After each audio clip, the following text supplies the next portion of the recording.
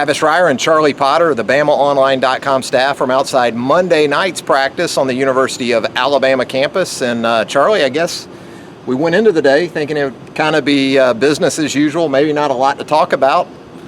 First things first, at this morning's practice, we don't see a quarterback out there.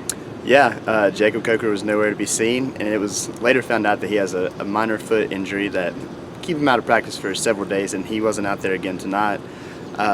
Who we saw out there, it was just basically seniority in the line. It was Alec Morris, Cooper Bateman, David Cornwell, and then Blake Barnett in that order. And they split up into two groups, and it was still, by age.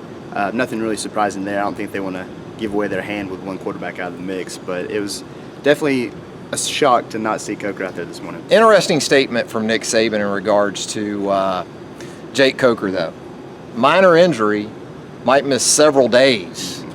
Those two things don't really match up. Yeah. Now, I guess you could technically say more than one day could, in some people's minds, equate to several. But really, if it is more than, let's say, 4, 5, 6, 7 days, didn't come at a good time for Jake Coker. No, I mean, the season's quickly approaching. Honestly, at a rate that I still am shocked by. I mean, it'll be here before we know it. Right. And with a battle that is still undecided, with 5 guys still seeing the same amount of reps, you don't want to be the odd man out not seeing those reps. So I think it came at a very bad time for him. We'll see. I mean, Saban did say he'll fully recover, but still the several days thing is an eye-opener at what this could possibly be. If you're Alec Morris and Cooper Bateman, could the opportunity be any better? No. Will it be any better during their careers? I don't think so. I think this is it.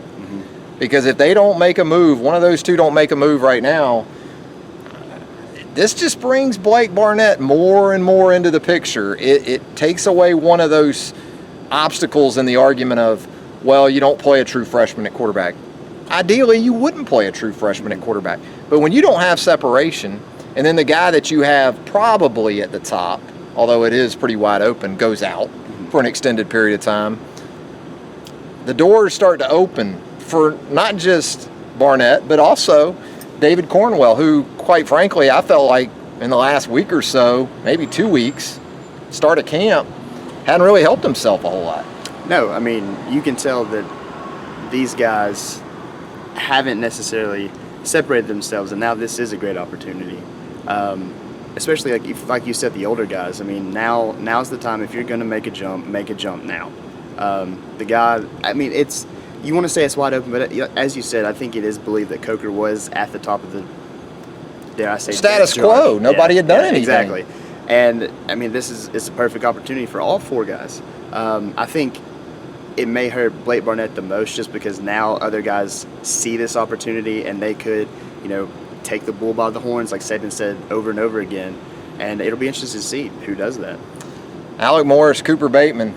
Opportunity knocks. I think for the younger guys, you're right. There also needs to be a sense of urgency, but these are freshmen. If they don't win it this time, there's next time. So that there's that saving grace for them in this whole thing.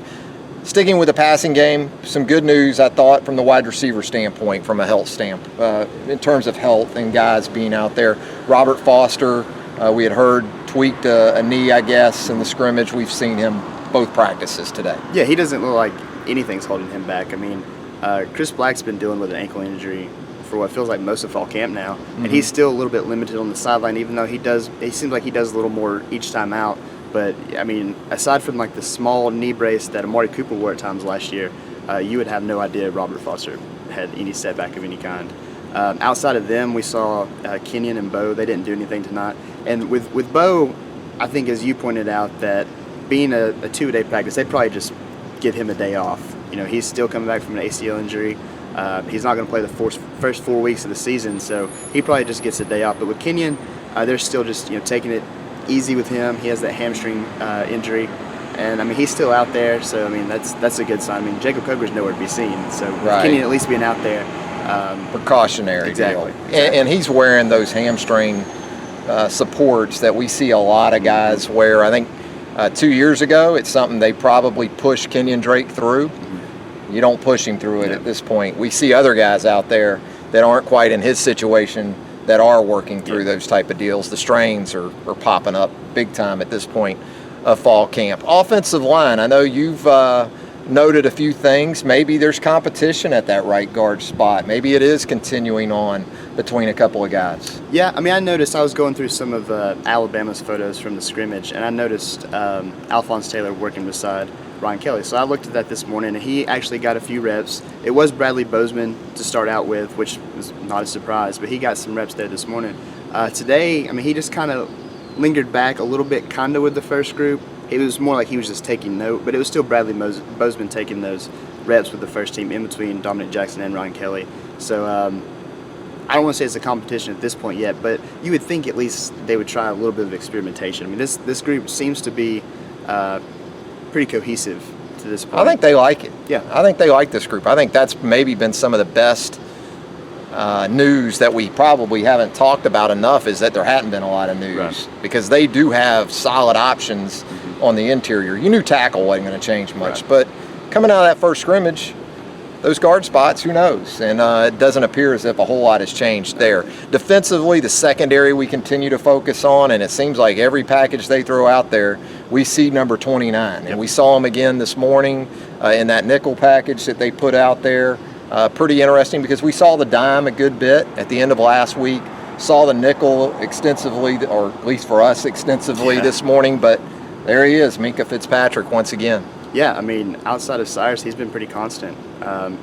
You know, in the dime, he moves inside to star, but you know, he was the left corner this morning, which just from hearing from his teammates and even Saban, I mean, Saban is Unsolicited. Yeah, I mean, he's the first person to come out of Saban's mouth when he talks about DBs, it's especially the corners, which is it just doesn't really happen.